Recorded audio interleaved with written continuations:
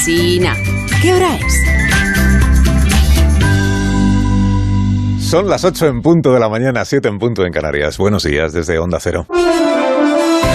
Más de uno en Onda Cero.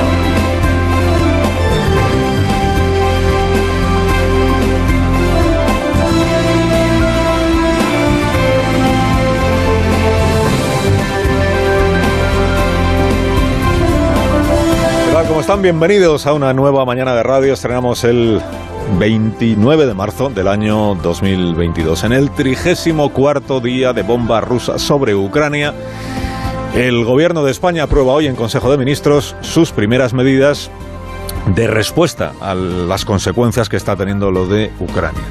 Son sus primeras medidas no para frenar la subida de los precios, sino para aliviar en 20 céntimos por litro el coste de llenar el depósito.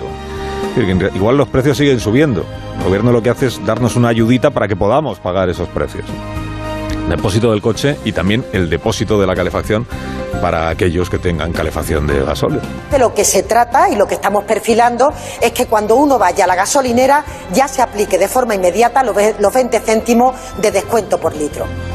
Esta es una de las cuestiones que hoy el Consejo de Ministros tendrá que detallar para que no haya malentendidos cuando vayamos a la gasolinera. Si lo que aparece en el surtidor, cuánto tenemos que pagar, ahí ya está aplicado el descuento, o si nos lo tienen que aplicar después, no vayamos a tener líos en las estaciones de servicio. Se entiende que el precio que marque el surtidor ya llevará incluido el descuento del que se hace en cargo el Estado y 15 céntimos, y las petroleras porque el Estado les obliga, que son otros 5.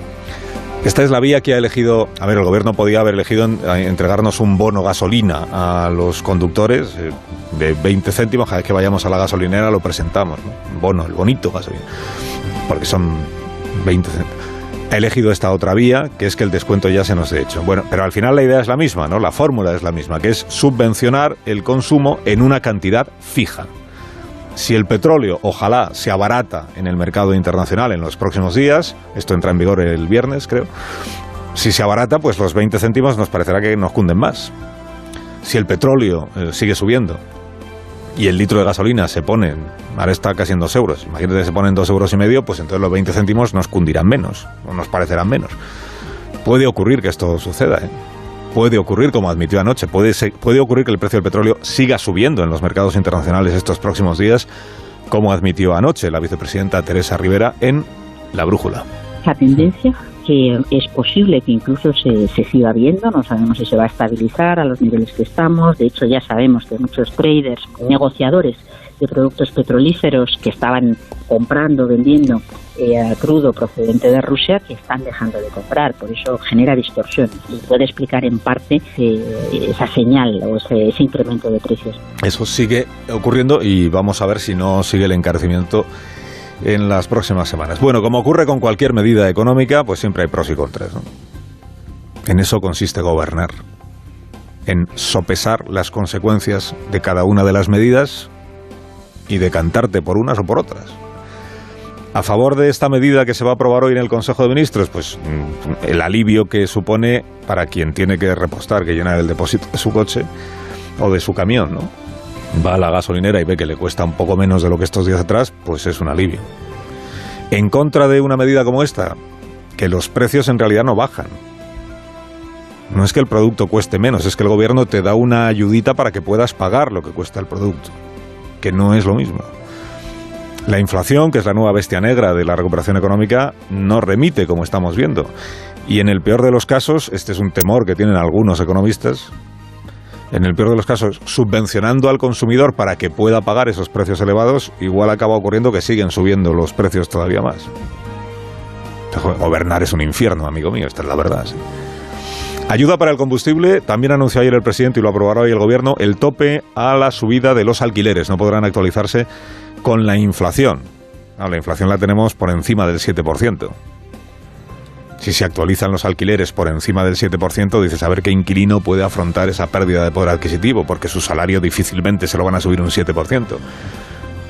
Es cierto, es por tanto una medida que protege al inquilino, pero es una medida que perjudica al propietario. Si los precios suben un 7,6% y tú no puedes subirle el alquiler a tu inquilino por encima del 2%, pues le estás sacando menos partido a la casa que tienes en alquiler, claro. pros y contras. Lo que es bueno para unos igual no es bueno para otros. El hecho de que el gobierno haya fijado este tope del 2%, que está diciendo, por cierto, el gobierno, esto es solo para el caso en el que no se pongan de acuerdo el casero y el inquilino sobre cómo se actualiza el precio del alquiler. Si no están de acuerdo, entonces tope del 2%. ¿Hasta qué punto se puede hablar de un acuerdo de tú a tú entre un casero y un inquilino? Depende de lo que diga su contrato.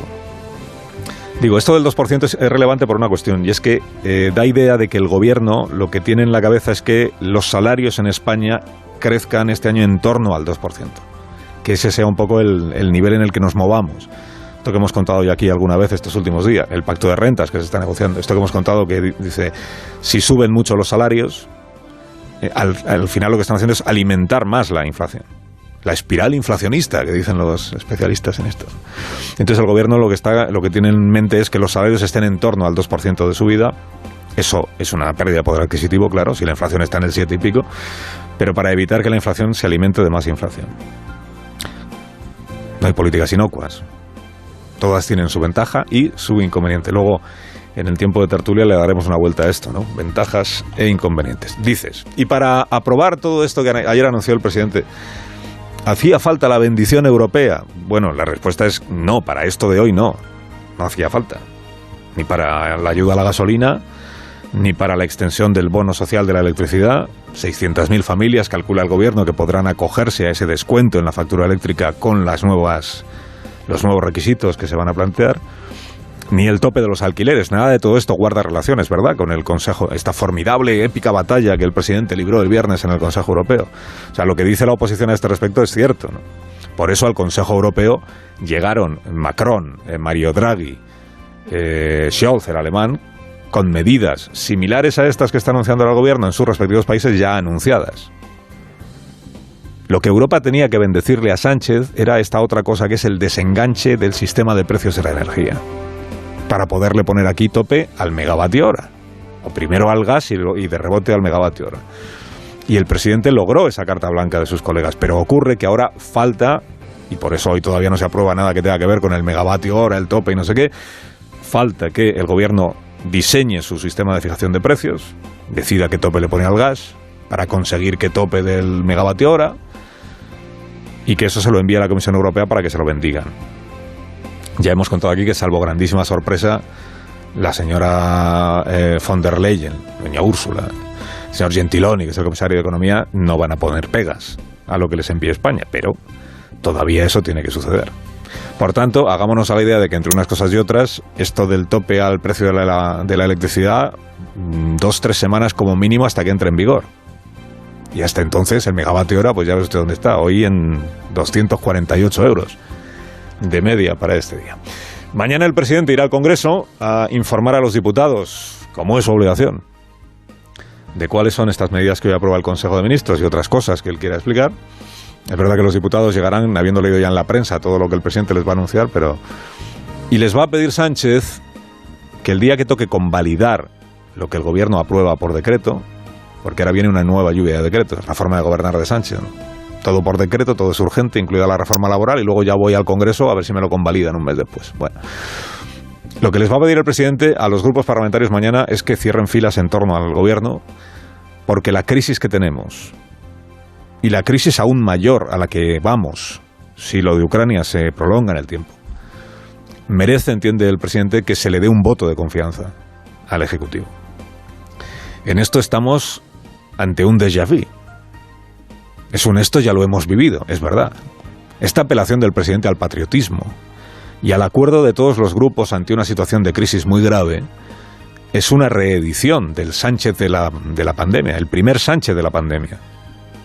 Aquel que en marzo de 2020, vamos a recordarlo, evocaba los pactos de la Moncloa del 77 y se ofrecía como arquitecto de la cohesión nacional entre partidos y personas de ideologías distintas. Todos los partidos políticos, con independencia de su ideología, vamos a trabajar en unos pactos de la Moncloa, en unos nuevos pactos de la Moncloa, para relanzar y reconstruir nuestra economía.